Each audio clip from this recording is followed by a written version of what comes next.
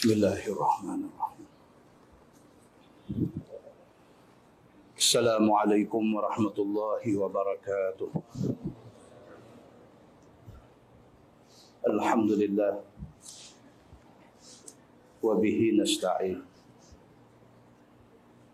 Asyhadu an la ilaha illallah wahdahu la syarika lah.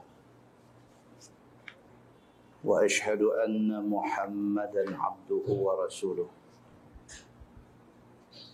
Wa nusalli wa nusallim ala hadha an-nabiy al-karim sayyidil mursalin wa ala alihi wa sahbihi ajma'in. Amma ba'd. Ayyuhal mu'minun ittaqullah. Usikum wa iyaya bitaqwallah. Faqad fazal muttaqun. Muslimin dan muslimat, mudah-mudahan dirahmati Allah Subhanahu wa taala. Di dalam sebuah hadis an Ibni Umar radhiyallahu anhu qala: Inna rijalan min ashabi Rasulillah sallallahu alaihi wasallam kanu yarawna ar-ru'ya ala ahdi Rasulillah sallallahu alaihi wasallam fayaqussunaha ala Rasulillah sallallahu alaihi wasallam fayaqulu fiha Rasulullah sallallahu alaihi wasallam ma syaa Allah. Wa ana ghulamun hadisus sin wa baiti al-masjid qabla an ankih faqultu fi nafsi law kana fika khairun la ra'aita mithla ma yara haula. Falamma ittaja'tu dhata laylah qultu Allahumma in kunta ta'lam fiyya khaira fa'arini ru'ya. Fabainama ana kazalik iz ja'ani malakani fi yadi kulli wahidin minhuma miqma'atun min hadid yuqbilani bi ila jahannam wa ana bainahuma ad'u Allah Allahumma inni a'udzu bika min jahannam. Summa urani laqiyani malak fi yadihi miqma'atun min hadid faqala lan tura' ni'ma ar-rajul anta law kunta tukthiru as-salah. Fantalaqu bi hatta waqafu bi ala syafiri jahannam wa ara fiha rijalan mu'allaqina bis-salasil ru'usuhum asfalahum araftu fiha rijalan min Quraisy faqassastuha ala Hafsah faqassatha Hafsah ala Rasulillah sallallahu alaihi wasallam faqala Rasulullah sallallahu alaihi wasallam inna abdallahi rajulun salih law kana yusalli min al-lail. Faqala Nafi' falam yazal ba'da dhalik yukthiru as-salah atau kama qala, hadis sahih riwayat Al-Bukhari. Daripada Abdullah bin Umar bin Al-Khattab radhiyallahu anhu, kata dia, inna rijalan min ashabi Rasulillah sallallahu alaihi wasallam kanu yarawna ar-ru'ya ala ahdi Rasulillah sallallahu alaihi wasallam. Kata Abdullah bin Umar bin Al-Khattab, anak Sidina Umar Al-Khattab, dia kata menjadi kebiasaan para sahabat Nabi sallallahu alaihi wasallam, mereka bermimpi pada zaman Nabi masih hidup. Dia nak abang kata mimpi ni benda biasa. Nabi pun mimpi, sahabat-sahabat Nabi pun mimpi, siapa-siapa pun mimpi. Cuma bezanya fayaqussunaha ala Rasulillah sallallahu alaihi wasallam. Cuma bezanya sahabat-sahabat Nabi pada zaman Nabi masih ada, pada zaman Nabi masih hidup, bila sahabat-sahabat mimpi, mereka cerita ke Nabi. Menjadi kebiasaan di kalangan para sahabat Nabi, kalau sekiranya mereka mimpi, mereka pergi cari Nabi, mereka cerita. Mereka kata, ya Rasulullah, semalam saya mimpi macam ni, macam ni, macam ni. Fayaqulu fiha Rasulullah sallallahu alaihi wasallam, ma syaa Allah. Kata Ibnu Umar, dia kata apabila sahabat cerita kepada Nabi mimpi mereka, maka Nabi sallallahu alaihi wasallam akan mentakwil mimpi itu. Dia berjumpa Nabi, dia cerita, ya Rasulullah, semalam kami mimpi macam ni, macam ni, macam ni. Nabi kata maksud mimpi kamu ialah macam ni. Wa ana ghulam hadisus sin. Kata Ibnu Umar, aku waktu tu budak lagi. Aku masa tu budak lagi, kecil lagi, umur muda lagi. Tuan-tuan, siapa dia ni yang kata Abdullah bin Umar bin Al-Khattab? Siapa dia ni? Kita semua tahu dia anak Sidina Umar, dia sahabat Nabi. Tapi yang kata Abdullah bin Umar bin Al-Khattab, ataupun lebih terkenal dengan nama Ibnu Umar ini, dia satu orang sahabat yang masuk Islam waktu umur sangat muda. Pak dia Umar Al-Khattab masuk Islam, dia masuk Islam. Kita dah cerita dah macam mana pak dia masuk Islam. Pak dia masuk Islam di rumah adik dia Fatimah binti Al-Khattab. Kerana marah, dia bubuh penampak dekat adik perempuan dia. Allah Subhanahu wa taala takdirkan peristiwa itu sebagai satu turning point, satu titik perubahan dalam hidup Sayyidina Umar Al-Khattab. Dia masuk Islam. Bila Umar Al-Khattab masuk Islam, anak dia, yang kita baca hadis ni tentang Abdullah bin Umar bin Al-Khattab, ikut masuk Islam. Waktu berlaku Perang Badar. Perang Badar jadi lepas Nabi hijrah daripada Mekah ke Madinah. Waktu jadi Perang Badar, Ibnu Umar, Abdullah bin Umar bin Al-Khattab ini umur baru 13. Waktu jadi Perang Badar. Perang Badar ini perang yang pertama dalam Islam. Waktu jadi Perang Badar, umur Ibnu Umar baru 13. Dia buh nama untuk Nabi perang. Tapi ditolak oleh Nabi sallallahu alaihi wasallam. Nabi tak bagi. Nak abang kata dia buh nama. Nabi tak bagi. 2 tahun kemudian jadi perang Khandaq.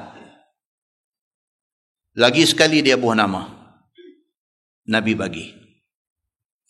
Maka perang pertama yang Abdullah bin Umar bin Al-Khattab ataupun Ibnu Umar ikut ialah perang Khandaq. Ketika itu umur dia 15.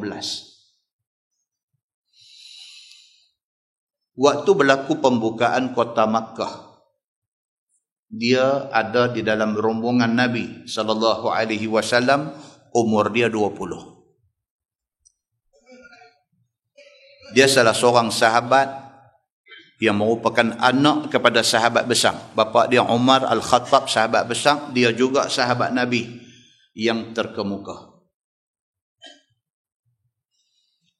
Hebatnya dia ni, terkemukanya dia ni, Ibnu Umar ini, pada masa pemerintahan Sayyidina Osman bin Affan, Osman offer kepada Ibnu Umar untuk jadi hakim di Madinah. Dia tolak. Ini manusia yang ditarbiyah oleh Nabi.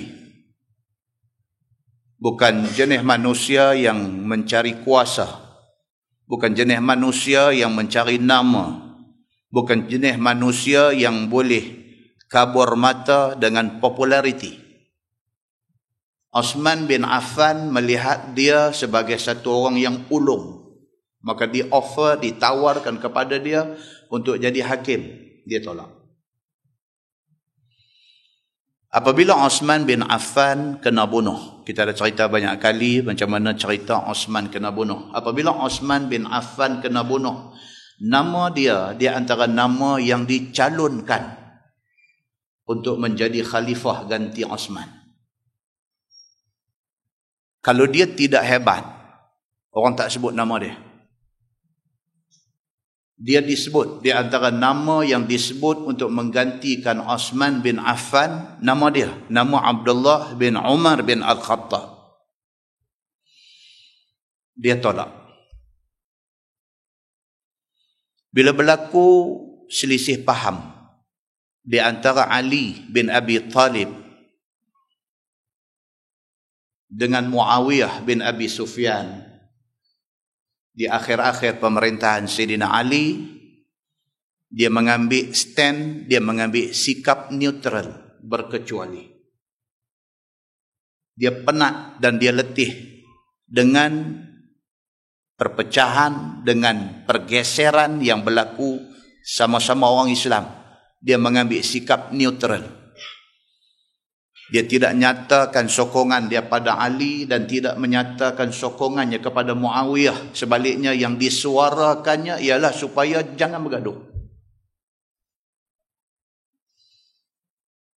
Dan dia satu orang yang sangat hebat dari segi meriwayatkan hadis. Abdullah bin Umar bin Al-Khattab menduduki tempat kedua selepas daripada Abi Hurairah radhiyallahu anhu. Sebab kalau kita baca hadis, acap kali kita baca an Ibn Umar radhiyallahu anhu, an Abdullah bin Umar radhiyallahu anhu. Pasal apa? Dia menduduki tempat kedua dari segi banyaknya meriwayatkan hadis. Dan hadis yang diriwayatkan oleh Abdullah bin Umar bin Al-Khattab berjumlah lebih daripada 2,600 hadis. Satu orang sahabat yang bernama Abu Salamah bin Abdul Rahman, apabila orang tanya dia apa komen dia tentang Abdullah bin Umar bin Al-Khattab, jawab Abu Salamah, dia kata Umar hidup pada zaman ramai orang yang setanding dengan dia. Umar, bapa dia, Umar bin Al-Khattab hidup pada zaman ramai orang macam Umar. Dari segi ilmu, dari segi kebolehan, dari segi kepimpinan. Umar hidup di zaman ramai orang macam Umar. Osman hebat macam Umar. Ali hebat macam Umar. Ramai sahabat-sahabat yang hebat macam Umar. Tetapi dia kata Abdullah bin Umar bin Al-Khattab hidup di zaman tidak ada orang sehebat dia.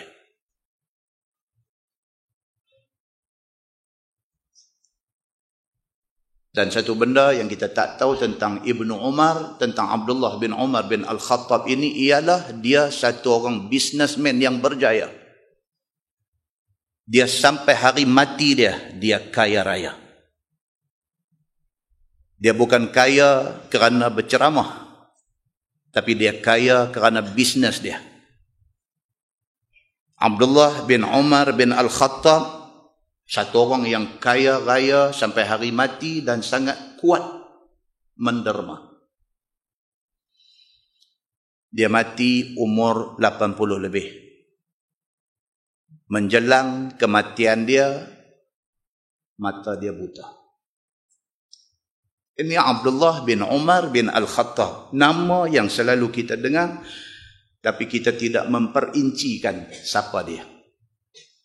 Hadis yang kita baca ni, hadis riwayat daripada dia, daripada Ibnu Umar radhiyallahu an. Dia kata menjadi kebiasaan di kalangan para sahabat Nabi, ridwanullah alaihim ajma'in, bila mereka mimpi, mereka jumpa Nabi, mereka cerita mimpi mereka kepada Nabi, dan Nabi SAW mentakwil mimpi itu. Dan aku pada ketika itu, kata dia, ghulam hadithus sin. Aku pada masa tu budak lagi, umur sangat muda.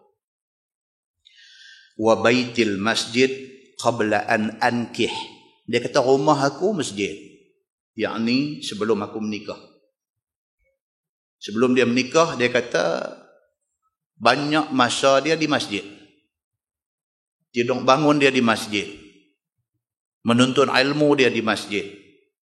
Mengisi masa yang terluang di masjid. Dia kata aku satu orang yang masjid itu rumah aku. Faqultu fi nafsi. Satu hari dia kata aku kata pada diri aku sendiri.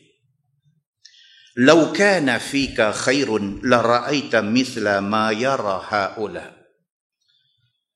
Dia kata pada diri dia sendiri. Dia kata wahai Ibn Umar, kalaulah kamu ni orang baik, orang bagus, tentu kamu diberi mimpi oleh Allah Subhanahu wa taala seperti mana sahabat-sahabat duk mimpi.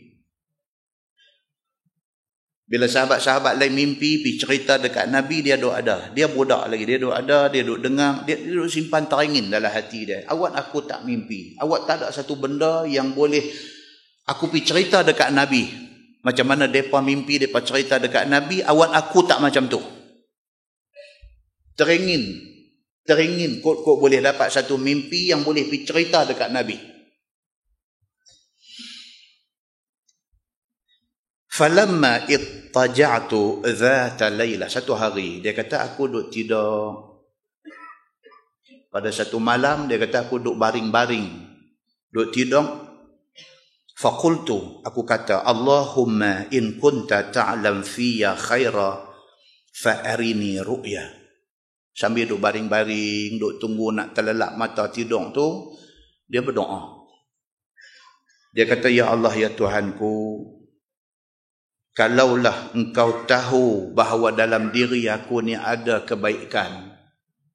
Ya Allah, ya Tuhanku, kalaulah engkau tahu kata aku ni orang baik. Fa'arini ru'ya, bagilah aku mimpi satu yang aku boleh cerita ke Nabi. Fabainama ana kadzalik, dalam keadaan macam tu, dia kata, duk lagu nak lena, tak lena, nak lena, tak lena tu, terlena. Izja'ani malakan. Dua malaikat mai dekat aku, mimpi.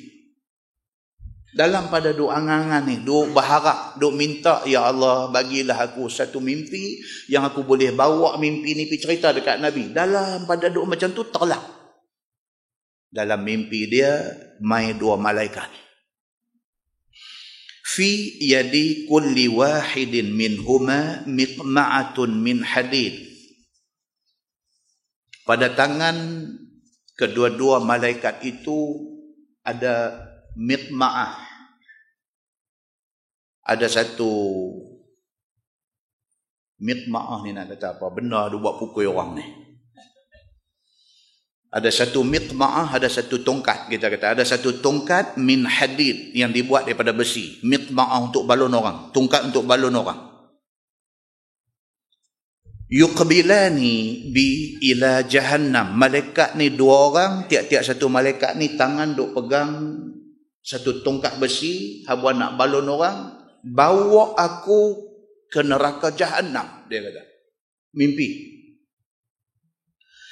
Wa ana bainahuma, dan aku ada di antara dua malaikat ni. Depa apit dia. Kanan seorang, kiri seorang, dia duduk di tengah. Adu'ullah, dia kata aku doa kepada Allah tak berhenti. Allahumma inni a'udzubika min jahannam. Ya Allah, aku minta berlindung denganmu daripada neraka jahannam. Dia mimpi malaikat mai escort dia, apit dia, bawa pi ke neraka jahannam. Sambil duk berjalan pi tu, dia duk berdoa. Minta kepada Allah, Allahumma inni a'udzubika min jahannam. Ya Allah, aku minta berlindung denganmu, ya Allah, daripada kena masuk neraka jahannam. Summa urani laqiyani malak. Tiba-tiba diperlihatkan kepada aku satu malaikat lain. Fi yadihi miqma'atun min hadid. Di tangan malaikat itu pun ada miqma'ah, ada tungkat besi. Faqala, kata malaikat yang ketiga ini, lan tura' ni'mar rajul anta law kunta tuksiru salah. Malaikat yang ketiga ini kata dekat dia, lan tura', sekali-kali kamu jangan takut. Ni'mar rajul anta, sebaik-baik manusia hang. Malaikat kata dekat dia. Sebaik-baik orang, sebaik-baik manusia, kamu. Hang ni orang yang paling baik. Lau kunta tukthirus salah. Kalau sekiranya hang kuat semayang. Malaikat kata dekat dia, jangan takut. Pasal apa? Pasal hang di antara orang yang paling baik. Syarat dia apa dia? Hang satu orang yang banyak semayang. Bukan semayang fardu sahaja, semayang sunat. Bukan semayang qabliyah subuh sahaja, bukan semayang duha sahaja, bukan semayang witir sahaja, bahkan sunat rawatib hang jaga. Kalau sekiranya hang jadi satu orang manusia yang macam ni, satu manusia yang baik, pasal apa? Pasal semayang rajin. Jaga semayang dan rajin semayang. Kalau hang jaga benda macam ni, ni'mar rajul anta, hang orang paling baik. Fantalaqu bi hatta waqafu bi ala syafiri jahannam. Tiba-tiba dibawa dia ni dalam mimpi dia. Abdullah bin Umar bin Al-Khattab dalam mimpi dia kata dia dibawa oleh 3 malaikat ni. 2 yang escort dia, satu baru jumpa ni, bawa dia pi sampai ke pinggir neraka jahannam. Dia ada tepi dah neraka jahannam. Wa ara fiha rijalan mu'allaqina bis-salasil ru'usuhum asfalahum. Bila sampai di sana, dia kata dia nampak dalam neraka dia kata rijal, ramai orang duk ada dalam tu, orang laki-laki yang mu'allaqin bis-salasil ru'usuhum asfalahum, yang depa ni digantung kepala ke bawah dalam mimpi. Bila sampai di syafiri jahannam, di pinggir neraka jahannam, daripada tepi neraka dia tengok, dia nampak, dia kata dalam neraka ni ramai orang laki-laki yang kaki dia angkat naik ke atas, kepala turun bawah. Araftu fiha rijalan min Quraisy. Daripada aku duk tenang tengok, ramai daripada kalangan depa ni adalah pembesar-pembesar Quraisy. Faqasastuha ala Hafsah. Bila dia jaga daripada tidur, lari pergi rumah kak dia. Kakak dia siapa dia? Hafsah. Hafsah ni siapa? Isteri Nabi sallallahu alaihi wasallam. Hafsah ni siapa? Hafsah ni apabila kematian suami, bapa dia Sayyidina Umar Al-Khattab, bila Hafsah habis iddah, Umar pergi tanya Sayyidina Osman. Kebetulan pada masa tu Osman baru kematian isteri yang bernama Ruqayyah. Ruqayyah ni siapa? Anak Nabi sallallahu alaihi wasallam. Ruqayyah isteri Sayyidina Osman menikah dengan 2 orang anak Nabi. Mati seorang, menikah seorang lagi. Apabila meninggal sahaja Ruqayyah anak Nabi ini, Osman dalam sedih. Waktu tu juga kebetulan suami Hafsah meninggal.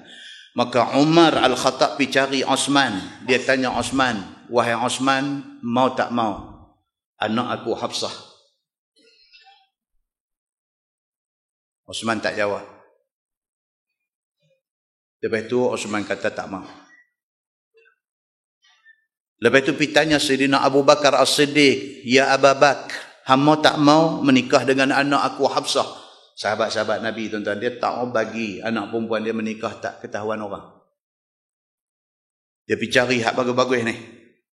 Jadi bini nombor 2, nombor 3, nombor berapa pun tak apa. Janji laki hang Sayyidina Abu Bakar, janji laki hang Sayyidina Osman, janji dia mau macam tu. Dia nak anak dia bukan saja selamat dunia, tapi dia nak anak dia selamat akhirat.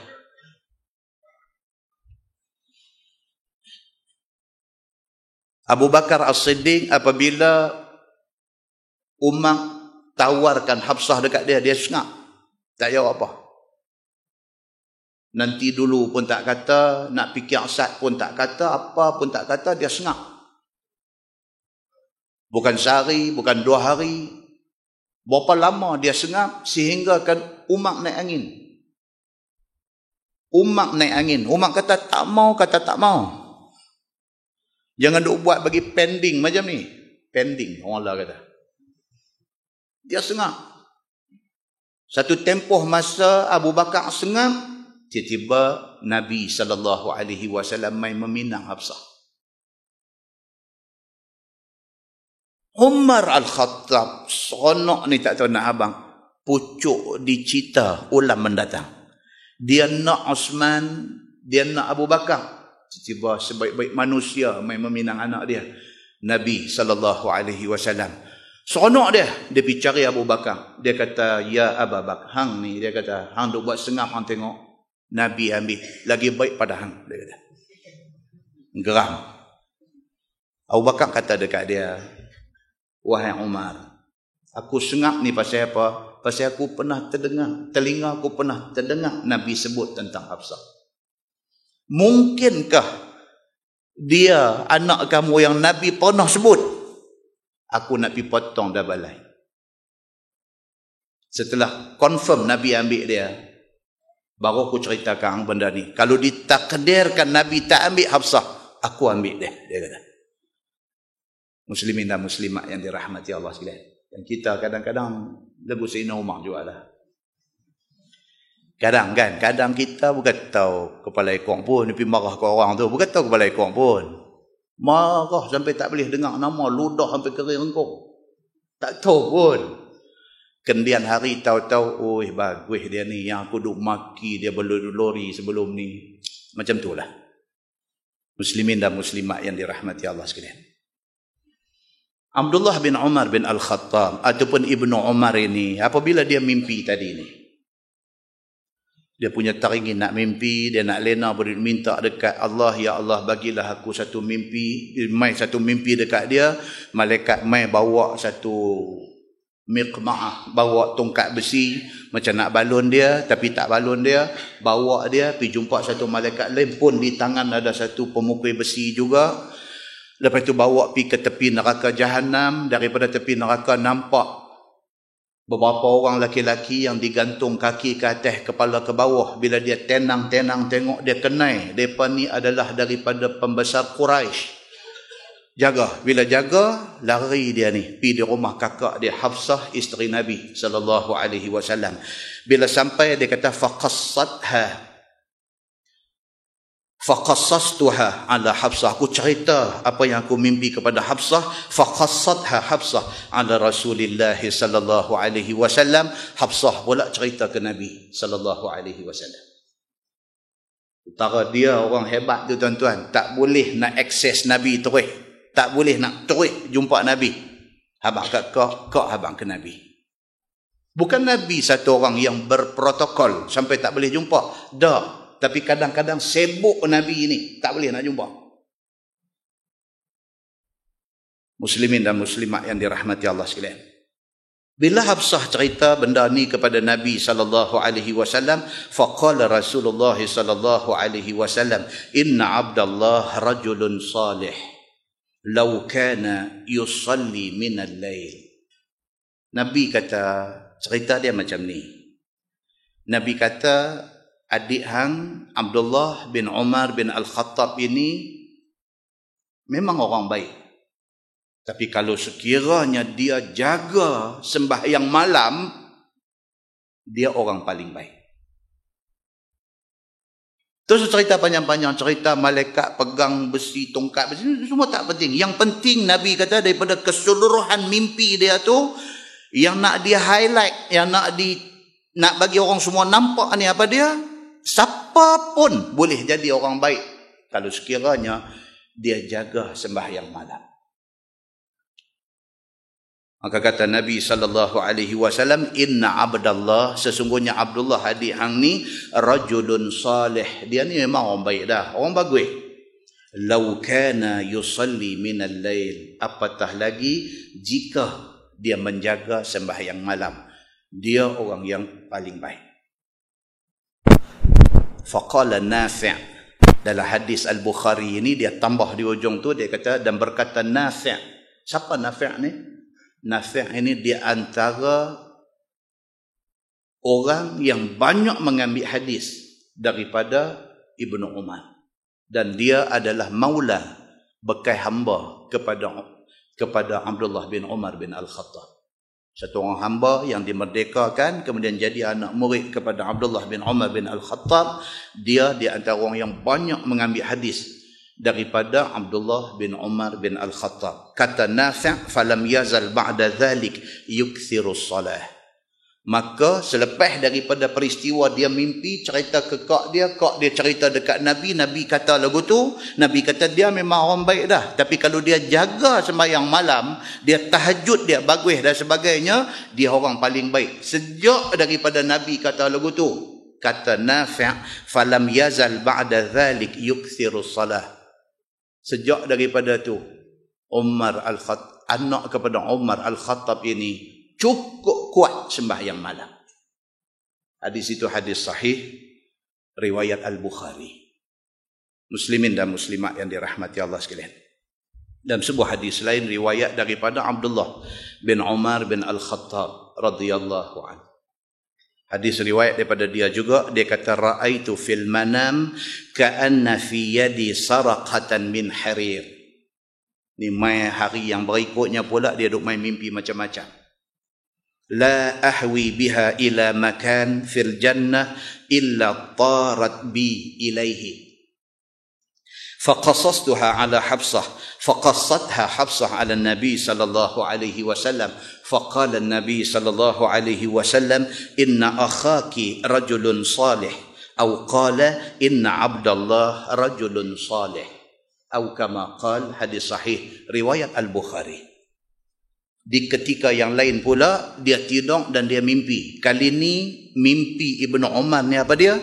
Dia kata fi yadi saraqatan min harir. Dia kata di tangan aku ada sehelai kain sutera.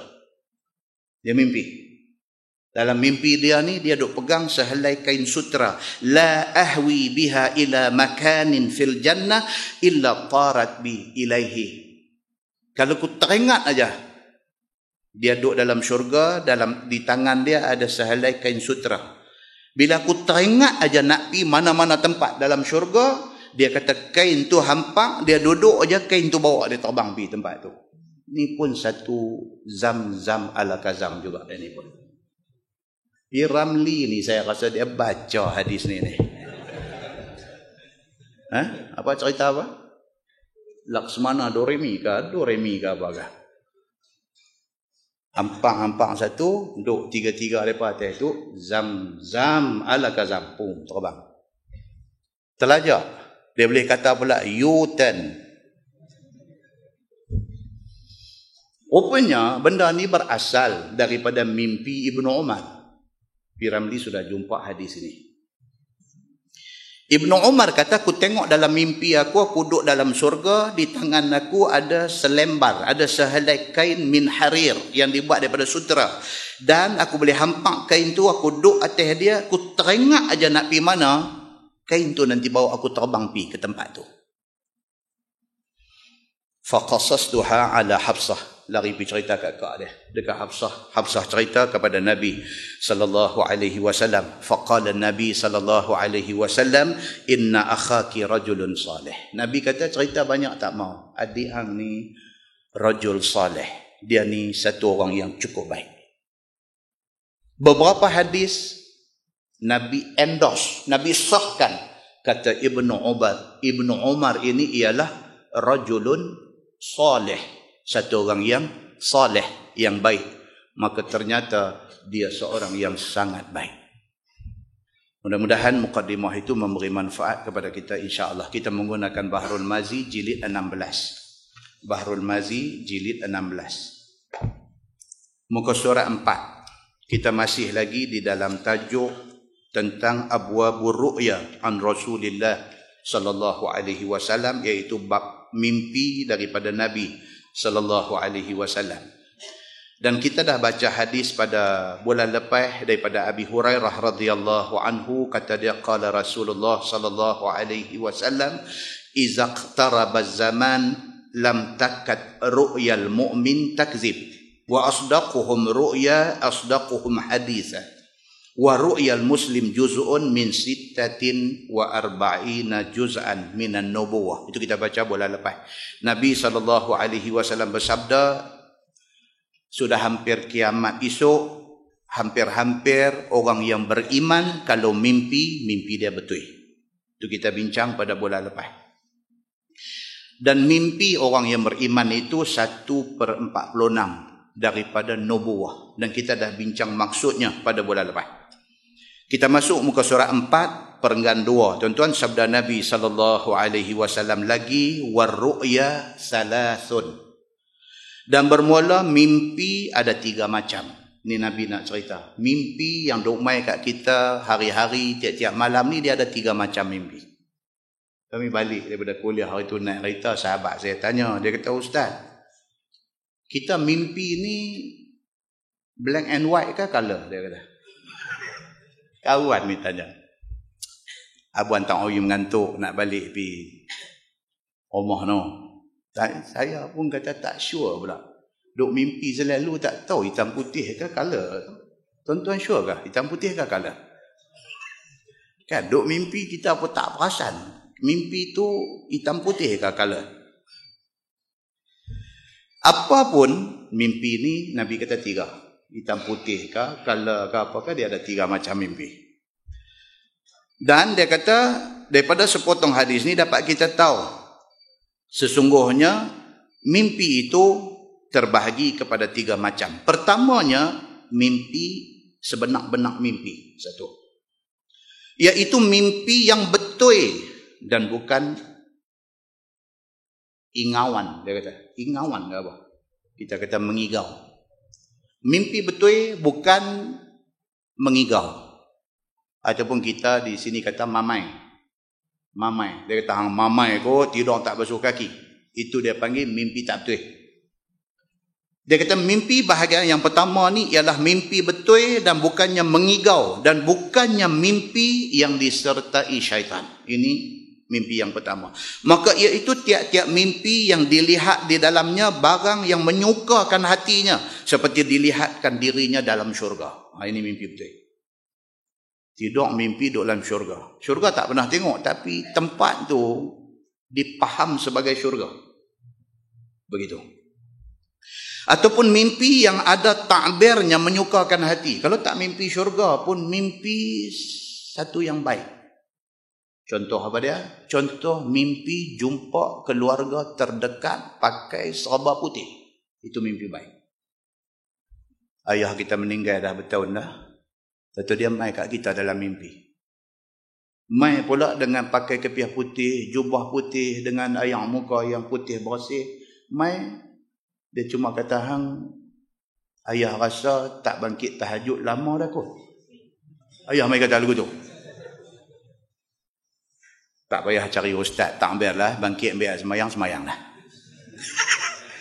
Bangkit duk ujung katil, lagu duk picit kenin, duk fikir lah awak orang tua ni mai malam ni, awak dia mai tanya tak semayang ke tak ke apa-apa, tak mayang juga. Tak ada guna. Kan? Macam tu punya mimpi, tahu dah. Yang mai ni ayah kita, dia pun dah meninggal lama, dia mai pula pakaian putih, mai pula cakap lagu tu. Mai cakap kata hang ni, ayah duk rasa lama dah ni, tak bangkit tahajud. Itu mimpi minallah. Daripada Allah Subhanahu wa ta'ala. Tuhan dia sayang kita, dia nak suruh kita bangkit sujud pada dia. Satu. Seperti mana terlihat di dalam mimpimu itu akan dirimu kena ikat dan sebagainya. Itu mimpi baik, dia kata. Mimpi kaki kena ikat. Kalau berdasarkan hadis Nabi SAW, mimpi kena ikat kaki ni bagus. Tetapi melihat pada keadaan yang bagaimana. Dia ada huraian dia sekali lagi.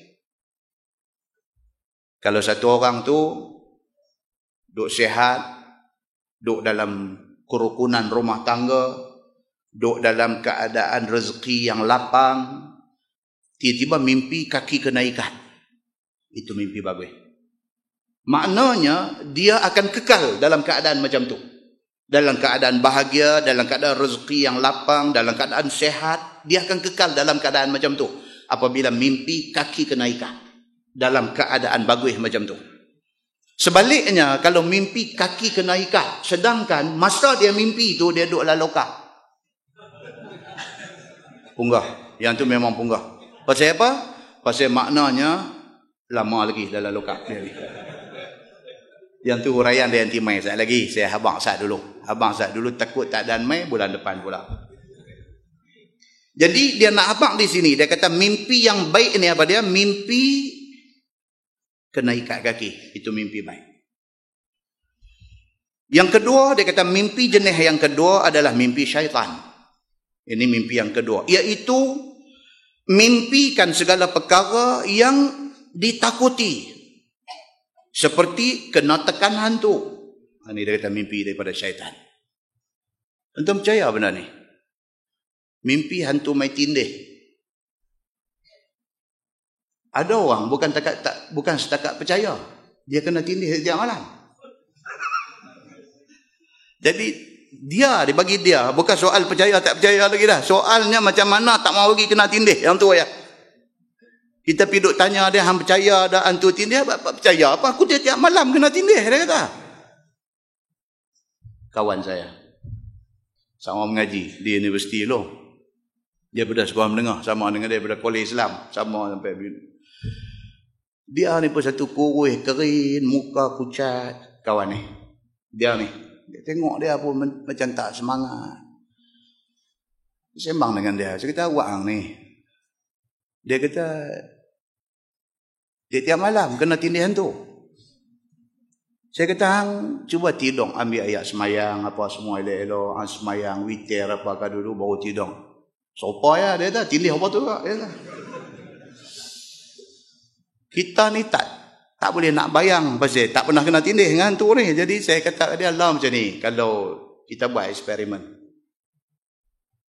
Ni masa di universiti. Hang tidur kati aku tidur kati hang. Dan sebelum tu saya tanya dia, selalu duk kena tu masa mana? Dia kata masa nak lena. Saya kata masa tu lampu bilik menyala ke padam? Tanya dia. Menyala pun kena, padam pun kena. Dia kata, oh saya kata kacau. Dia kata cuma kalau padam cepat lagi kena. Kalau menyala lambat sikit tapi kena. Okey, saya kata tak apa. Malam ni tukar. Dia naik pergi bilik saya tidur bilik dia. Aku duduk tunggu ni bila dia ni nak main tindih aku, dia ni nak main lagu mana, dia ni mata merah ke, gigi tajam ke, tanduk ada tak ada ke, kalau ada patah ke tak ke. Duduk kepala kita ni pudut. Lena bangkit subuh esok lah, tak ada apa. Saya bangkit esok, nak sembahyang subuh, lari naik pergi bilik kita, kena tindih di atas pula dah. Maknanya bukan masalah bilik, bukan masalah dia ni tak tahulah hantu syok dengan dia ni. Kan? Dan bila kita tanya dia hang mimpi ke, dia kata tak. Ni duk elok-elok ni dia main tindih. Saya kata Kita ni teringin nak tahu macam mana. Dia kata ni kadang-kadang dia kata duduk dalam bilik asrama, satu bilik 2 orang. Dia kata sebelah ni kawan ni duduk bersembang dengan kawan lain, lagi 3 orang duduk bersembang. Sana duduk bersembang, sini kena tindih. Saya kata serius ni macam ni. Dia memang serius lah. Dia orang Kelantan. Dia kata memeh. Kan? Ni esok keluar CD ni dia mu cerita pasal aku, dia kata. Memeh lah dia kata. Ni dia orang duduk sembang, telinga dia duduk dengar sebiji-sebiji ni, 3-4 orang duduk sembang ni, dia duduk dengar tu, dalam pada duduk dengar tu, sini tak boleh menguat lah. Dia kata bila kena tindih ni, jangan kata nak panggil orang tolong. Dia kata nak bergerak jari pun tak boleh. Kena tindih, dia kata nak bergerak jari pun tak boleh. Nyawa pun ketak dada. Dia kata, aduh, terlepas tu. Dia kata, apa tak tolong aku? Aku kena tindih. Dia kata duk nampak lagu bantai golek aja duk tindih. Tak ada siapa. Macam tu cerita dia. Jadi wallahu alam. Syekh Idris Al-Marbawi bawa amai cerita ni dalam kitab dia. Betul lah kon. Kan? So dia kata yang kedua ni, dia kata mimpi syaitan, iaitu mimpi perkara yang ditakuti, seperti kena tekan hantu. Ni. Ataupun mimpi kena cekek. Lagi karut. Mimpi kena cekek. Dia duk mimpi macam tu. Ataupun mimpi kena henyak, dia kata. Dan mimpi yang tiada berketentuan, ataupun ni yang kata mimpi syaitan, mimpi jenis yang kedua ni, mimpi tak ketahuan. Mimpi tak ketahuan. Seperti terkadang-kadang nampak ia akan dirinya berkawan-kawan. Kemudian sudahlah nampak beberapa kawannya jadi budak. Kita umur 5-60. Duk kawan dengan semua umur 5-60 ni. Sembang-sembang dia jadi budak-budak kawan tu. Jadi budak depan kita. Itu tak ketahuan lah tu. Tak ketahuan. Kan? Kemudian sudah pula jadi anak binatang. Daripada kawan umur 60 duk sembang dengan kita. Kita tengok dia jadi budak. Daripada kita terkejut jadi budak, jadi arnab pula dia lompat. Dia kata ini, dia kata mimpi tak ketahuan. Ini mimpi syaitan. Kemudian sudah pula merupa barang yang ditakuti daripada barang yang dibenci. Daripada rentua umur 60, tahu jadi budak-budak, tahu jadi arnab, tahu berubah jadi apa kan? Satu yang menakutkan kita. Macam ni punya mimpi, dia kata apa? Syaitan. Dia kata. Maka semua itu mimpi yang disertai oleh syaitan. Dia kata. Itu mimpi jenis yang kedua. Okay. Mimpi jenis yang ketiga, iaitu mimpikan barang yang masyghul dan barang yang dicita-citai amat oleh hati. Masyghul ni maksudnya otak ni penat duk fikir benda tu Duk fikir ni baru keluar universiti anak kita. Baru keluar universiti duk fikir nak kerja. Duk fikir ni nak kerja apa, ni nak kerja apa, nak minta PTD ke, kalau di Kedah ni nak minta KCS ke, ataupun nak minta pergi jadi apa, tang mana ke. Duk otak ni daripada celik mata pagi, tengah hari, petang sampai malam duk fikir yang tu. Malam mimpi jadi DO. Mimpi jadi DO tu PTD pun orang tak panggil pergi kursus, tak panggil pergi interview apa lagi, mimpi jadi DO dah. Jadi DO dah. Pasal apa? Pasal dia masyghul. Kepala otak dia ni sibuk dengan duk fikir nak jadi apa, itu mimpi mai dalam tidur dia. Dia kata maka itu, dia kata mimpi benda yang masyghul, yang sibuk duk fikir, penat duk fikir benda tu mai dalam tidur. Seperti satu orang yang gila mengaji dan gila menghafaz dan gila melancang pengajian dia. Jenis mengapai duk tiba-tiba dalam tidurnya nampak akan dirinya melancar dan payah dapat dan sebagainya. Dia sangkut dengan benda tu. Duk mengapai Quran ni, mengapai tidur, mimpi dia jadi hakim dah. Hakim musabaqah Quran antara bangsa. Baru daftar nama 2 minggu, baru masuk, baru duk belajar kaedah nak hafal Quran macam mana. Tapi duk ingat yang tu, duk ingat yang tu, malam tidur dia ketua jemaah hakim dia ni. Pasal apa? Itu otak dia duk fikir, itu mai dalam tidur dia. Ataupun ingat dan juga bergantung hati pada satu musafir. Tiba-tiba dilihatnya di dalam tidurnya akan dirinya di dalam musafir, ataupun sudah sampai ke tempat yang mau dipergikannya. Duk fikir ni. Duk fikir kata hari 8 hari bulan ni nak bertolak nak pergi umrah. Duk fikir ni 8 hari bulan ni nak pergi umrah, 8 hari bulan nak pergi umrah, malam tu tidur tengok duk tawaf Kaabah dah. Pasal otak duk fikir tu. Kan? Betul tak betul? Kita biasa lalu benda tu? Betul. Benda tu kita terlampau fikir, dia main dalam tidur kita. Dia jadi macam tu. Maka yang demikian itu semuanya mimpi yang tiada takbirnya. Macam ni punya mimpi, kalau pergi jumpa ustaz, tanya, ustaz saya mimpi. Kata saya ni lepas pergi London semalam. Ustaz ni ambil sejadah gulung-gulung, dia ribah atas belakang. Dia kata, ni karut buang masa aku. Dia kata. Kan? Begitu. Sabda Nabi SAW lagi, farru'ya salihah bushra minallah. Sabda Nabi SAW, maka bermula mimpi yang sebenar, yang betul, itulah bushra, itulah good news, itulah berita gembira daripada Allah Subhanahu wa taala, dengan sebab bagus takbir mimpi itu. Baik, masalah dia kata mimpi yang betul adalah penyukaan daripada Allah. Sesungguhnya jikalau satu orang telah mimpi dirinya melihat Nabi dan mencium tangan Nabi. Yang ni tak tahu nak abang tuan-tuan. Pasal apa? Pasal Nabi kata, man ra'ani fil manam faqad ra'ani. Dan satu riwayat lain dia kata, faqad ra'ani fil yaqazah.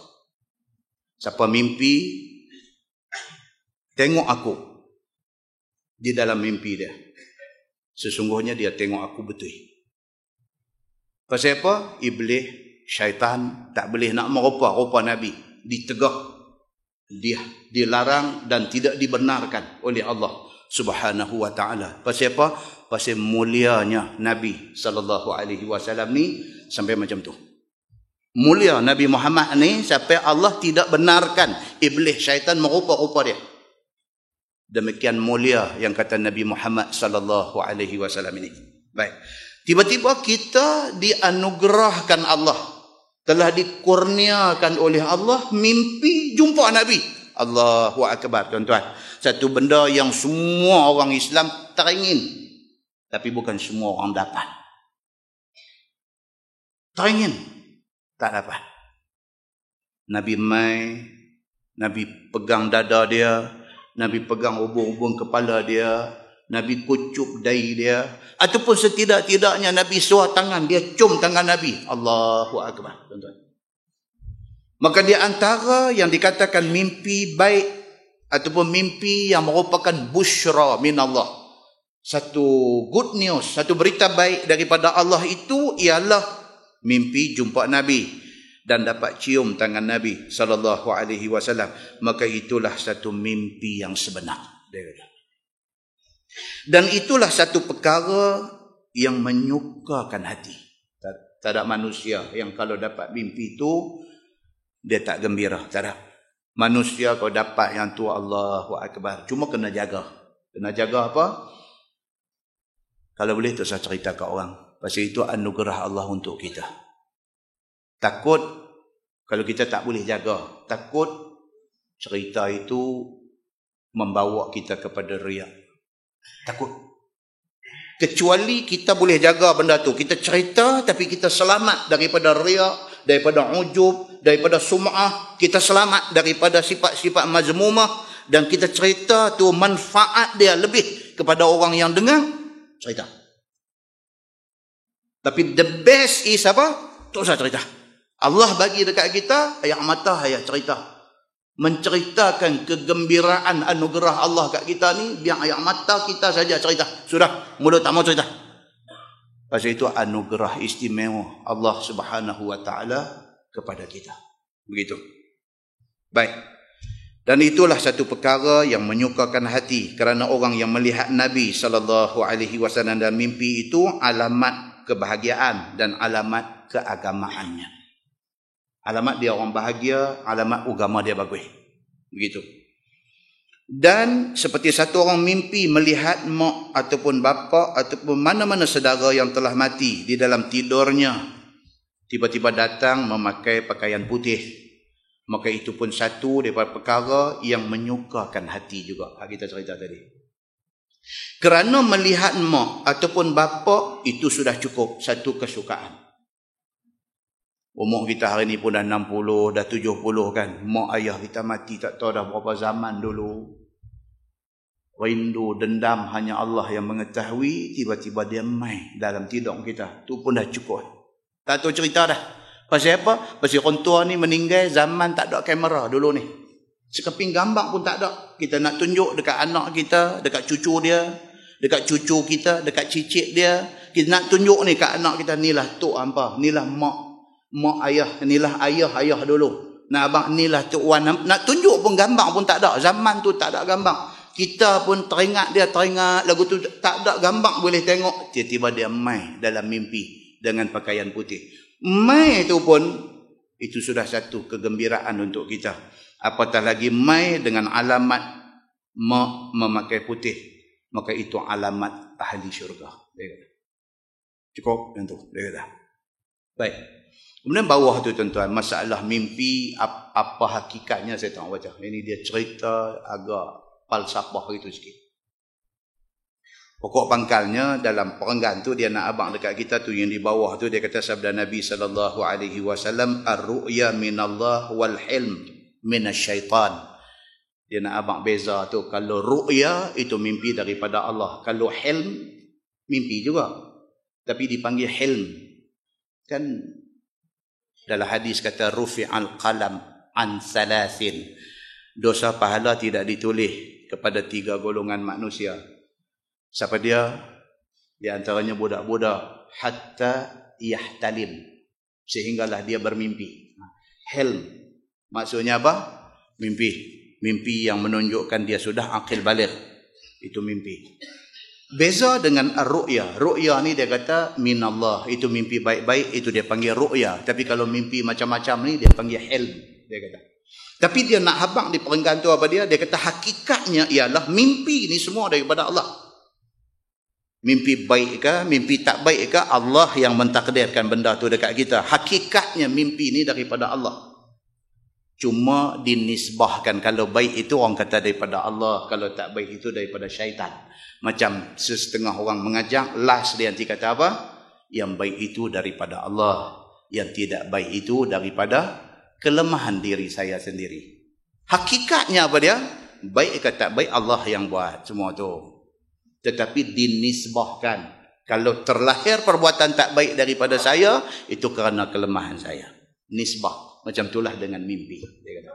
Baik, tuan-tuan tengok perenggan bawah sekali sabda Nabi sallallahu alaihi wasallam, "War-ru'ya min tahzini syaitan." Dan mimpi yang satu macam lagi, ini jenis yang kedua, itu mimpi daripada kedukacitaan syaitan. Masalah mimpi syaitan itu bagaimana? Sesungguhnya mimpi syaitan itu, iaitu apabila satu orang itu tidur, maka datanglah syaitan daripada kirinya. Maka ia pun datang mengusik hati dan ditakutkannya orang yang tidur ini. Syaitan.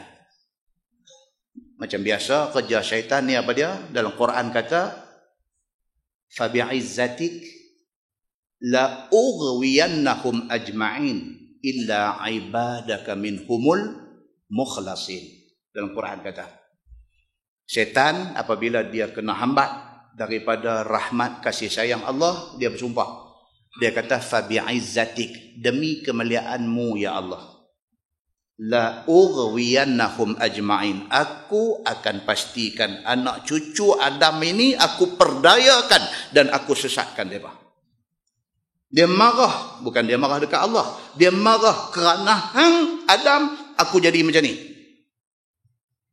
Kerana hang Adam, kerana hang dicipta, kerana hang dijadikan, kerana Allah perintah suruh aku tunjuk respect kepada hang, usjudu li Adam, dan aku tak mau sujud, aku tak mau tunjuk hormat kepada hang, kerana tu aku dianggap derhaka dan aku dibuang daripada rahmat Allah. Kerana hang aku jadi macam ni, dia kata dekat Tuhan, fabi'izzatik, demi kemuliaanmu ya Allah, la ughwiyannahum ajma'in, aku akan make sure, aku akan pastikan, aku sesatkan anak cucu Adam ni semua. Illa ibadaka minhumul mukhlasin, melainkan hamba-hamba engkau yang ikhlas betul-betul dekat engkau, aku tak boleh buat apa. Maka kerja syaitan dia tak akan habis. Sampai kiamat dia akan buat kerja ni. Di antaranya apa dia? Ni yang dia cerita di sini, bila kita nak tidur aja, syaitan mai daripada pihak kiri kita. Dia mai. Dia tak lepas kita punya. Hang nak tidur pun aku kacau hang. Hang celek mata pagi esok pun aku kacau hang. Maka ia pun, yakni syaitan pun datang mengusik hati dan dipertakutkan kita ni. Dia macam-macam lah. Dia mai nak tidur ni. Nak tidur ni pun dia mai, dia ada benda. Dia nak psycho kita. Saja. Dia kata ni tangkai yang hampir ambil tu gantung dah lagi dekat alang pintu. Dia mai. Musim kawang kuat lah ni. Dan musim kawang kuat ni sampai kepala pancong masjid boleh curi. Tu saya kata rumah orang. Tu saya kata track show. Kasut sokan anak kita duk pergi main basketball dia curi. Pancong, kepala pancong masjid dia curi. Pagi esok pakat main nak sembahyang jemaah masjid duk gagal-gagal kepala pancong tak ada. Ayak satu kolah tu dah tak ada keluar habis dia buang kepala pancong. Kepala pancong temaga tu dia curi. Tu yang lah ni pancong masjid dia duk main plastik putih tu. Plastik putih tu kalau kita bebai-bebai pulih kuat sikit jahanam lah. Buhat elok. Puak ni curi. Bila banyak kes curi duk jadi ni kita pun habis ikhtiar. Habis ikhtiar. Amulah lah pergi cari dia kata orang tua ni pandai, orang tua ni pandai, orang tua ni pandai pi. So dia pun buat apakah tikang mengkuang urut apakah sikit dia kata api paku dekat alang rumah. Dia tak boleh buka pintu ni. Dia tak boleh buka. Antara cara buat apa dia tak boleh buka. Kita percaya syirik kita. Dan nak tidur dah syaitan main. Buh lagi tu, hak ambil tadi tu, buh lagi. Dalam pada nak tidur nak baca 3 kul ni. Bangkit pergi buat benda syirik tu dulu. Iblis, syaitan mengusik dan dipertakutkan kita dengan macam-macam benda. Dengan seketika itu, nampaklah ia di dalam tidur, dirasakan dirinya sendiri bertengkar. Dosa lagi, dia terbawa main dalam tidur, dia nampak dia bertengkar. Ataupun dia beramuk, mengamuk dia ni. Duk tak duk, pergi mengamuk. Bawa arang, bawa apa, pergi duk mengamuk. Dia nampak duk mengamuk. Dan berbunuh-bunuh dan memperbuat barang yang dibenci. Dan barang yang ditakuti. Dia nampak dalam mimpi dia tu dia sudah jadi macam tu. Mengamuk tak tentu punca, bunuh orang dan sebagainya. Demikianlah yang dikatakan perbuatan syaitan itu. Dalam satu hadis, satu riwayat daripada Jabir. Satu hadis riwayat daripada Jabir, dia kata an Rasulullah sallallahu alaihi wasallam annahu qala li a'rabi ja'ahu faqala inni halamtu wa anna ra'si quti'a fa ana attabi'u fazajarahu an-nabi sallallahu alaihi wasallam wa qala an-nabi sallallahu alaihi wasallam la tukhbir bitala'ub syaitan bik fil manam atau kama qala. Hadis sahih riwayat Imam Muslim. Dalam hadis ni Jabir kata apa, satu hari satu badui mai jumpa Nabi, Arabi, satu Arab Badui mai jumpa Nabi sallallahu alaihi wasallam. Dia kata, "Ya Rasulullah, aku mimpi." Dia kata, "Anna ra'si quti'a." Aku mimpi mai satu orang tebas kepala aku. Dia mimpi, bukan dia pergi tebas orang mai tebas kepala dia. Anna ra'si quti'a. Sesungguhnya kepala aku telah dipotong. Fa ana attabi'u. Kepala tu jatuh duk bergolek tu, aku lari ikut kepala tu. Dia kata, main dalam mimpi lagu tu. Kan? Fazajarahu Nabi sallallahu alaihi wasallam. Maka Nabi sallallahu alaihi wasallam bagi warning dekat dia. Nabi peringat dia. Wa qala Nabi sallallahu alaihi wasallam la tukhbir bitala'u bisyaitan bik fil manam. Nabi kata lain kali kalau duk cerita, kalau mimpi jenis syaitan mai duk main hang dalam tidur ni, jangan duk cerita kat orang. Nabi kata. Mimpi yang macam-macam tu. Mimpi bunuh orang, mimpi orang bunuh dia, mimpi benda karut macam ni.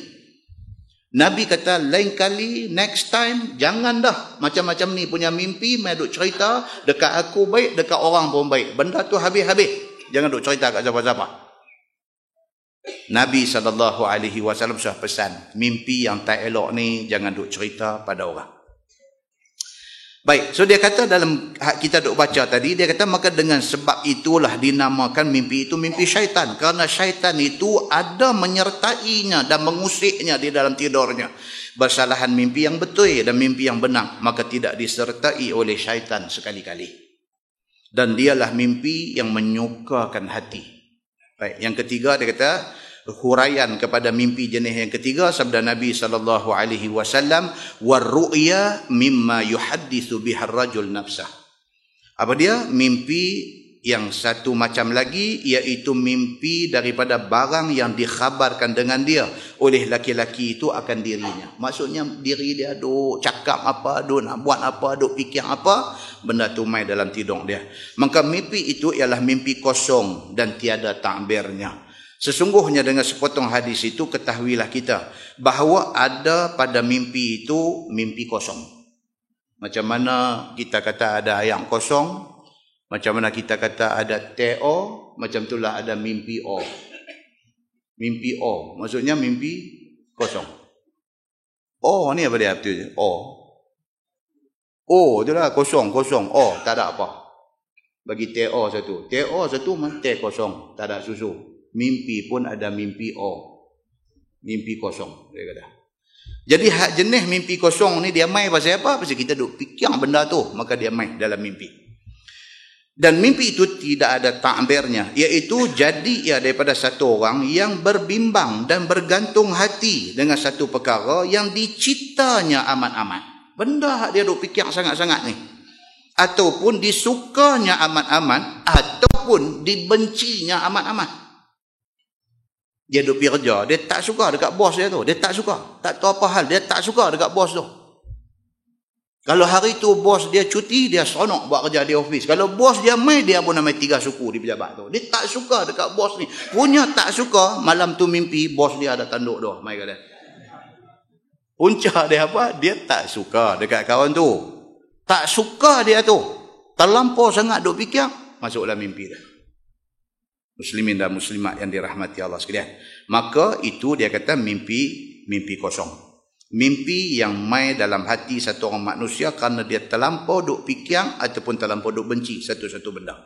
Apabila tidur ia, maka sudahlah berpandang-pandang ia di dalam tidurnya akan perkara yang dicitanya itu, sama ada dapat ataupun tidak. Apa yang dibencikannya, dia duk mai, benda tu duk mai kacau dalam kepala dia, sehinggalah mau jadi nampak kepada orang yang jaga setengah daripada kelakuannya. Tu dia, sampai dia tidur, orang yang jaga tengok dia pun heran.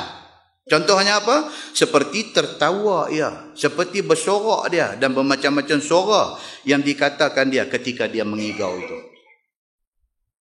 Bini duduk sebelah, tengok-tengok duk sebut Fatimah. Bini dia kata, aku sang dah. Awak duk panggil Fatimah ni. Tu punca lah tu. Pasal apa? Celek mata fikir Fatimah, pi pejabat kerja sama dengan Fatimah, balik pun duk SMS Fatimah, nak tidur malam, tidur panggil Fatimah. Ni. Kadang-kadang dia kata apa? Sampai bawa dalam mimpi pi bercakap. Bini dia duk tidur dah lena dah pun, tak dengar bunyi kik gelap. Bini jaga, pasang lampu dalam bilik tidur, tengok dia lagu sesuatu macam duk kenyih dalam tidur ni, kenyih. Bini panggil abang, bini panggil abang, kenyih, duk kenyih. Apa ni dia ni? Rupanya kawan mimpi bagus, merisin aja dalam tidur. Kan? Dia kata apa ni? Dia kata sehingga akan tertawa ataupun bersorak-sorak semacam saudara yang dikatakannya orang. Orang yang duk jaga ni boleh tengok keadaan dia ni. Kaki bola tidur. Tengah-tengah duk lena, pukul 3 pagi, gol bunyi. Ya Allahu Akbar. Lompat bangkit bini ni. Siapa duk tengok bola? Syekh ni. Rupanya duk lena tu. Rupanya gol. Kacau ni. Macam ni punya kacau. Ini tidak ada takbir. Pergi tanya ustaz. Kata ustaz, laki saya semalam duk tidur. Tahu-tahu bunyi gol. Pasal apa? Ustaz ni tanya pukul apa? Lebih korang pukul 3 pagi. Bini dia kata masa tu gol masuk ni yang dia lawan malam ni. Ustaz pun kaki bola juga yang pergi tanya tu. Gol sungguh. Tidur pun dia boleh ada connection live dengan apa nama lawan bola di stadium mana tu. Kan? Jadi macam ni jadi. Maka ini satu macam mimpi yang tiada takbir padanya dan itu kosong semata-mata. Sabda Nabi sallallahu alaihi wasallam, fa iza ra'a ahadukum ma yakrah Falyakum falyatful. Ini Nabi beritahu. Maka apabila satu orang melihat di dalam mimpinya barang yang dibenci ataupun ditakuti, maka hendaklah bangun dia, duduk, berdiri, lalu meludah ke sebelah kiri. Dalam satu hadis lain, dia kata bukan ludah, embuih, buat syarat. Ludah sungguh jenuh. Sama macam baru ni kita baca di Masjid Padang Temusu, Sungai Petani. Hadis cerita pasal Al-Buzaq fi salah. Dia kata Al-Buzaq, ba, zai, alif, qaf. Buzaq fi salah ni maksudnya meludah dalam semayang. Kan? On the way nak mai tadi, nampak satu gerai mi goreng, nampak kasang singgah. Kena sepinggan. Jadi bila mai masjid, ambil semayang, kumuk apa, ingat aku clear semua dah. Takbir Allahu Akbar, cabai keluar. Cabai mi goreng tadi sudah keluar. Satu punya roundabout dia duduk pusing dalam mulut. Kita pun duduk mengejah ni pasti nak baca Fatihah apa kan. Lagu nak simpan tepi dulu lah apa tu, duduk mengejah, pergi mengejah mai kacau. Macam mana cerita? Boleh tak ludah buang benda tu? Itu tajuk di Padang Temusu. Tajuk. So dia kata apa? Dia kata jangan depan, jangan kanan. Kalau nak buang benda tu, nak ludah buang benda tu, jangan arah depan dan jangan arah kanan. Sebab apa? Dia ada hurai lah. Kalau nak kena buang juga, dia kata sebelah kiri atau belakang ataupun di bawah tapak kaki kiri. Kemudian ulama yang mutaakhir ini ringkaskan benda tu. Dia kata hadis tu pasal zaman Nabi. Zaman Nabi lantai masjid tanah. Zaman dah ni dengan kapet bagus macam ni, dengan marble bagus, dengan apa, jangan dulu dah. Buang di pakaian kita. Bila cabai ni duk pusing-pusing, ambil lengan baju kita ni, buang. Tapi jangan arah depan, jangan arah belakang, kanan. Beralih ke kiri sikit, buang. Sambung sembahyang. Itu tajuk dia. Nak abang kata apa? Arah kiblat dengan kanan ni tempat yang dimuliakan dalam Islam. Arah kiblat dan juga sebelah kanan ni adalah arah yang dimuliakan dalam Islam. Sama dengan kes bila tidur mimpi yang menakutkan ni, bila jaga dia kata ludah sebelah kiri, dia tak bagi ludah belah kanan. Jadi kalau kita duduk balik kanan, bini duduk balik kiri, nanya dia. Kita mimpi hantu, kita pergi lepas dari dia pula satu tumpuk. Jangan. Maka memadai dengan isyarat. Buat embuih belah kanan 3 kali. Itu yang dia nak bagi tahu di sini. So, sabda Nabi SAW, dia kata, فَإِذَا رَأَ أَحَدُكُمْ مَا يَكْرَهُ فَلْيَقُمْ فَلْيَتْفُلْ. Dan apabila melihat satu orang daripada kamu dalam mimpinya benda yang dibenci ataupun ditakuti, maka bangun, duduk, dan kalau boleh berdiri, dan ludah di sebelah kiri. Mimpi syaitan itu bagaimana kita perbuat? Daripada hadis itu dapatlah kita faham pengajaran daripada Nabi SAW kepada umatnya, apabila mimpi akan sebagai mimpi syaitan, seperti mimpi berkelahi, ataupun mimpi berbunuh, ataupun mimpi bertikam, ataupun mimpi kena tekan, ataupun mimpi kena henyak dengan hantu dan sebagainya, maka hendaklah bangkit daripada tidur, beralih dan berkisar ke tempat lain, dan ludah sebelah kiri 3 kali sebagaimana ludah orang mimpi, dan juga ucap selepas daripada ludah itu, a'udzubillahi minasyaitonir rajim wa min syarri ma ra'aitu.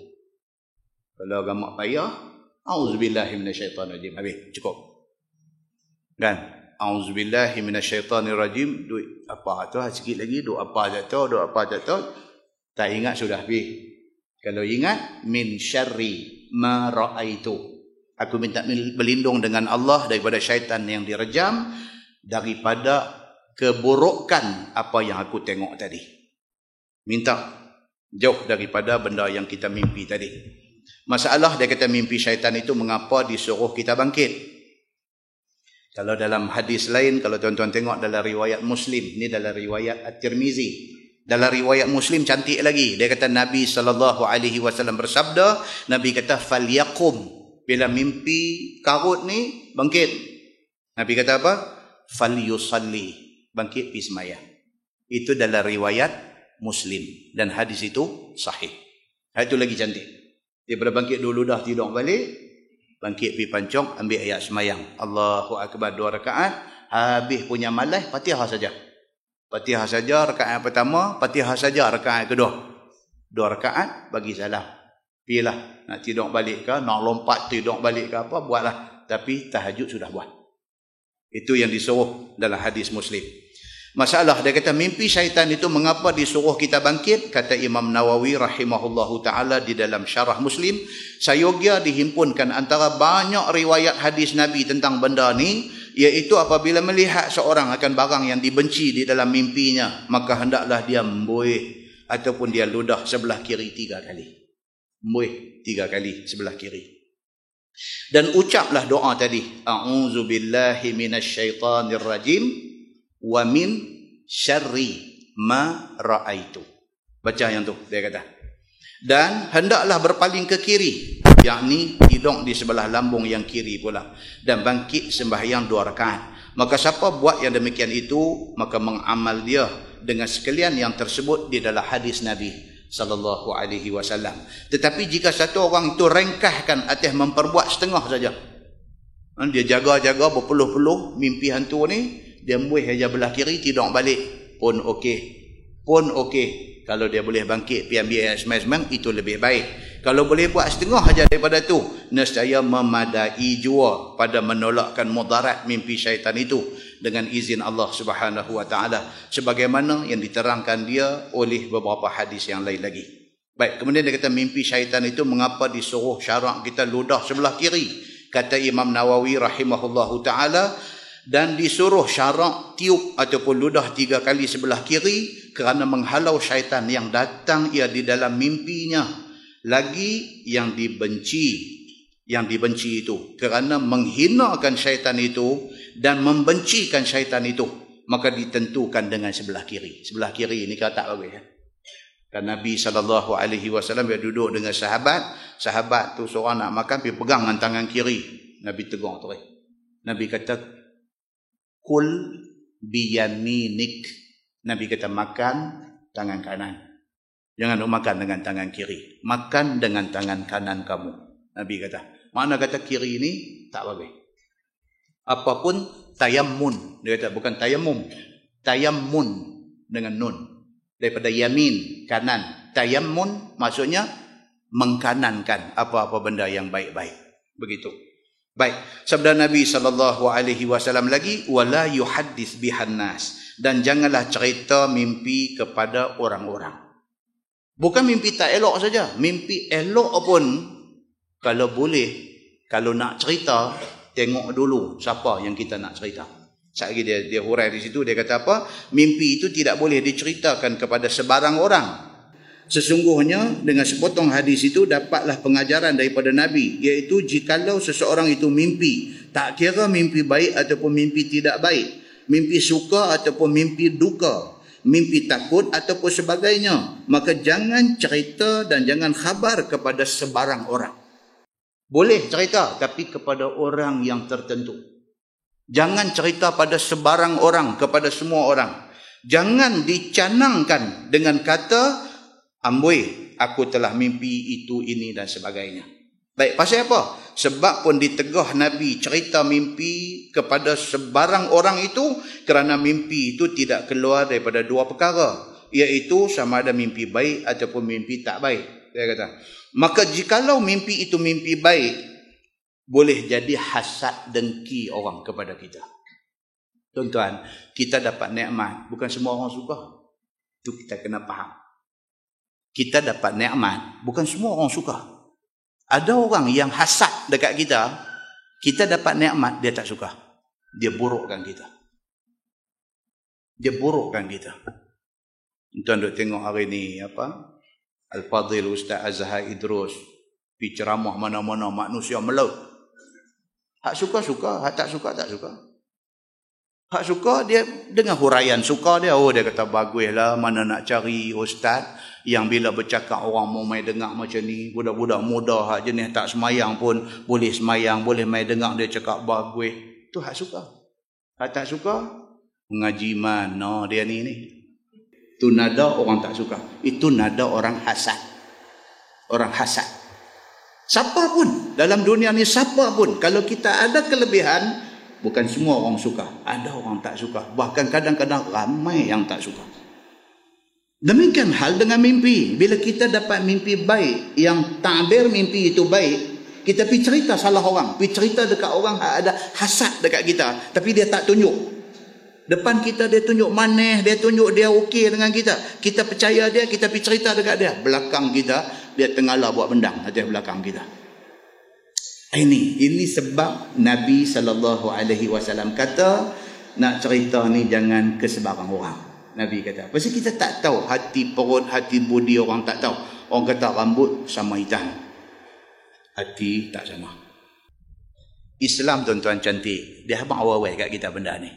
Kalau kita dapat satu mimpi baik, jangan cerita kat sebarang orang. Takut orang itu hasad kepada kita. Dan menambah dengki orang yang menjadi seteru. Kalau dia baik dengan kita pun dia boleh, apatah lagi dia seteru kita. Bila kita cerita kita dapat satu kebaikan, meluap-luap benci dia dekat kita. Kita sudah cerita salah orang. Begitu. Dan jikalau tidak baik, kalau mimpi tak baik, takbir mimpi itu juga tidak baik. Apabila dengar dekat seteru kita, nescaya suka ia. Kita mimpi tak baik, kita pergi cerita kat dia. Dalam hati dia kata, pada muka silap orang, kita pergi cerita. Muslimin dan muslimat yang dirahmati Allah sekalian. Kalau mau berkhabarkan mimpi itu, boleh khabar kepada kekasih yang berakal. Kekasih ni siapa? Mak ayah kita. Mak ayah ni susahlah nak jumpa mak ayah, dengki ke anak ni susah. Kalau ada pun susahlah, susah dapatlah. Mak ayah ni bercerai nyawa nak jaga kita. Dialah susah senang kita, itulah susah senang hati dia. Itu orang kalau kita nak cerita. Isteri kita, dia share hidup dengan kita berpuluh tahun, sudah tentu dia tak mau benda tak baik dekat kita. Dia orang yang lebih faham susah senang kita. Boleh cerita dekat dia. Ataupun kawan-kawan yang memang dikenal pasti baik sungguh dengan kita, bersih hati budi dia dengan kita, percaya sungguh kita dekat dia, kita boleh cerita. Begitu. Itu dia kata kekasih kita. Seperti bapa, nenek, isteri, yang mereka itu penyimpan rahsia, dia kata. Begitu. Dan tidak bocor mulut mereka itu. Dan mereka pun bila kita cerita, tak ada lah pula dia nak pergi cerita habis satu derek rumah tu dia pergi habang habis. Laki saya macam ni, tak. Dia dapat, dia simpan ke dia. Macam ni punya orang, kita boleh cerita. Dan kepada orang yang ahli akal dan orang yang alim. Betul-betul orang warak, kita pergi cerita kat dia, terpelihara rahsia kita. Tak apa.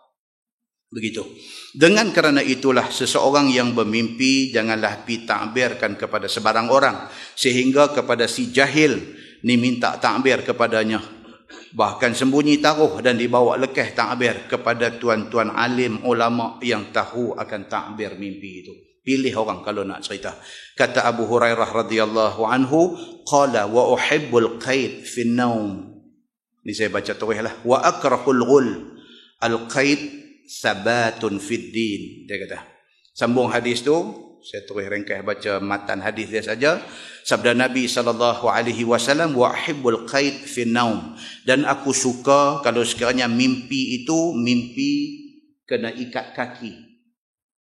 Nabi kata, aku suka kalau mimpi kena ikat kaki, al-qaid, kena ikat kaki, fi naum, wa akrahul ghulla, dan aku tak suka kalau mimpi kena belenggu tangan di tengkuk. Ini yang kata ilmu takbir mimpi. Kalau kita mimpi kaki kita kena ikat, suasana kita masa mimpi itu apa dia?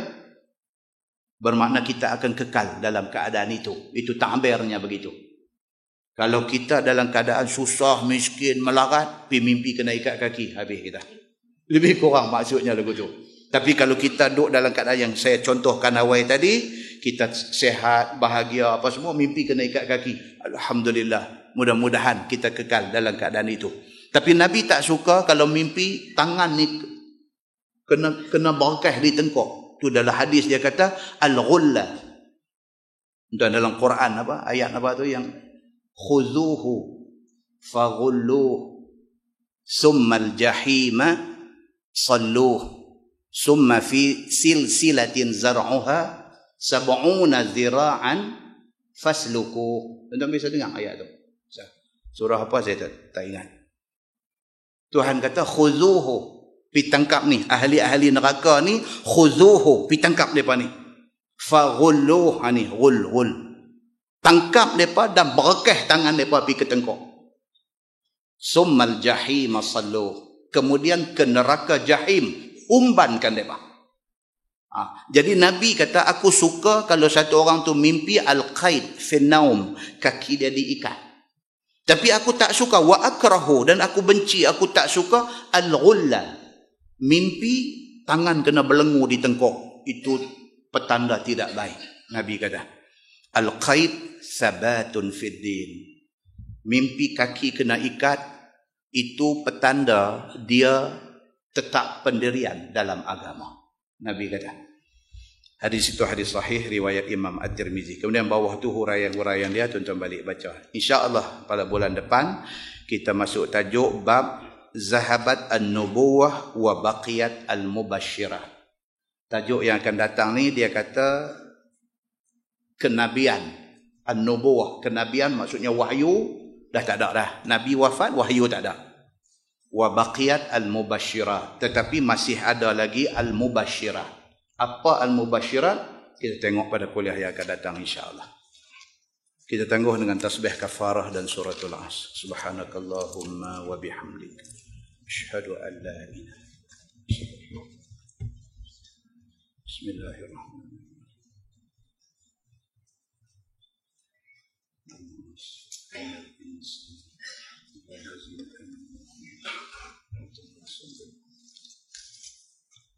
Kalau ditakdirkan parlimen dibubar dan pilihan raya diumumkan, kuliah kita juga dibubarkan. Bukan pasal saya nak masuk bertanding, pasal nak bagi peluang dekat tuan-tuan pergi dengar ceramah. Mengundi ni penting, mengundi ni penting. So sebelum nak mengundi kita nak kena dengar. Kita nak kena dengar dia ni nak kata apa, dia ni nak kena kata apa. Kita nak dengar, kita dengan otak yang waras, dengan agama yang kita duk mengaji bertahun-tahun di masjid ni, kita nak timbangkan hak mana satu yang lebih dekat dengan keridaan Allah. Jadi kuliah kita ditangguh. Kuliah kalau kita buat habis 9.30. Kawan tu ceramah start lepas Isya. Jadi saya pun tak senang nak pergi dengar juga. Tuan-tuan pun hati duk ada sana nak pergi dengar juga. Jadi umum yang bubar, kuliah kita pun bubar sekali. Selesai sah lerah pilihan raya, insya-Allah kita sambung balik kuliah macam biasa. Allahumma salli ala Muhammadin fil awwalin wal akhirin wa sallim wa radiyallahu tabaraka wa ta'ala an sadatina ashabi sayyidina Rasulillah ajma'in. Bismillahirrahmanirrahim. Alhamdulillahi rabbil alamin.